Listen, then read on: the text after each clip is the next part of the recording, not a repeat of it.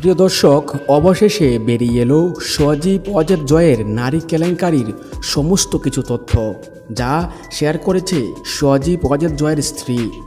প্রিয় দর্শক, গোপন সূত্রে সজীব অজয় জয়ের স্ত্রী বলেন, জয় আমাকে রেখেও আমেরিকার বিলাসবহুল হোটেলে নারীদের সাথে সময় কাটাতো। প্রিয় দর্শক, জয়ের স্ত্রী বলেন, আমি ভয়ে কিছুই বলতাম না, কারণ সজীব অজয় জয়ের ক্ষমতার পাওয়ার ছিল অনেক বেশি। আমি কিছু বললেই আমাকে অনেক সময় ভয়ঙ্কর রকমের হুমকি দিত, আর এই জন্যই এতদিন কিছু বলিনি। দর্শক, এছাড়াও সজীব অজয় জয়ের স্ত্রী বলেন, বিভিন্ন দেশে ঘুরতে গিয়ে জয় মেয়েদের সাথে সময় কাটায়। দর্শক, জয়ের স্ত্রী বলেন, আওয়ামী লীগ সরকার ক্ষমতা থাকার কারণে আমি এসব আগে বলতে পারিনি। যখন আওয়ামী লীগ সরকার ক্ষমতা নাই, তখন আমি নির্ভয়ে এই কথাগুলি বলছি। দর্শক, আজকে এ পর্যন্তই।